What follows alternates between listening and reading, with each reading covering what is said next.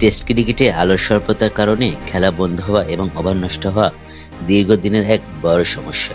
এই সংকটের সমাধান খুঁজতে এবার ঐতিহাসিক এক নিয়মের অনুমোদন দিয়েছে ইন্টারন্যাশনাল ক্রিকেট কাউন্সিল আইসিসি। ভারতের আহমেদাবাদে অনুষ্ঠিত আইসিসির বোর্ড সভায় প্রধান নির্বাহীদের কমিটির সুপারিশের ভিত্তিতে এই সিদ্ধান্ত নেওয়া হয়।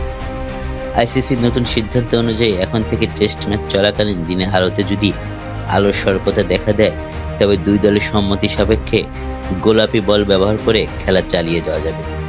টেস্ট ক্রিকেটে আলোক স্বল্পতার কারণে যেন মূল্যবান সময় আর নষ্ট না হয়, সেজন্য গভীর গবেষণার সিদ্ধান্ত নিয়েছে আইসিসি। ফ্ল্যাড লাইট আলো পরিমাপের উন্নত ব্যবস্থা, সেন্সর এবং অন্যান্য আধুনিক আলোকসজ্জা প্রযুক্তি নিয়ে আইসিসি এবার মেরিলেবোন ক্রিকেট ক্লাব এমসিসি যৌথভাবে অধ্যয়ন করবে। আইসিসি তাদের ক্রিকেট নিয়মে আরও একটি বড় পরিবর্তন এনেছে। এখন থেকে ওয়ানডে এবং টি-20 আন্তর্জাতিক ক্রিকেটে নির্ধারিত ড্রিঙ্কস বিরতির সময় প্রধান কোচ কিংবা দলের মনোনীত স্টাফরা মাঠের ভিতরে প্রবেশ করতে পারবে এবং খেলোয়াড়দের কৌশলগত পরামর্শ দিতে পারবে। এতদিন আন্তর্জাতিক ক্রিকেটে কেবল দ্বাদশ ব্যক্তি পান নিয়ে মাঠে যাওয়ার সময় চিরকুট বা বার্তা বয়ে নিয়ে যেতে পারতেন। ফ্র্যাঞ্চাইজি টি-20 লিগের স্ট্র্যাটেজিক টাইম আউটের আদলে আন্তর্জাতিক ক্রিকেটে এমন নিয়ম চালু করা হচ্ছে।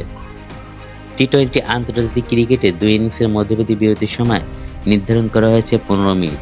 এছাড়া এমসিসির না সর্বশেষ সিদ্ধান্তগুলো, যেমন দিনের শেষ ওভারে কেউ আউট হলে খেলা সেখানেই না থামিয়ে ওই ওভার শেষ করা, বানি হপকাস এসব কার্যকর করা হবে।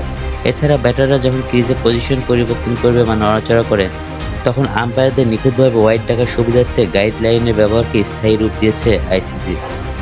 বিশেষ করে লেগ সাইডে বোলারদের কিছু নির্বাচন ইস্যুতে প্রতিনিধি পাঠানোর কথা আনুষ্ঠানিকভাবে নিশ্চিত করেছে আইসিসি।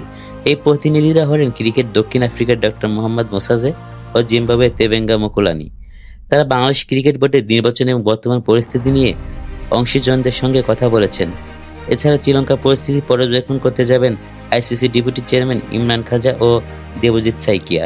বিশ্বজুড়ে ফ্র্যাঞ্চাইজি ক্রিকেটের ক্রমবর্ধমান বিস্তার ও আধিপত্য নিয়ে আইসিসি বোর্ড সভায় গভীর উদ্বেগ প্রকাশ করা হয়েছে।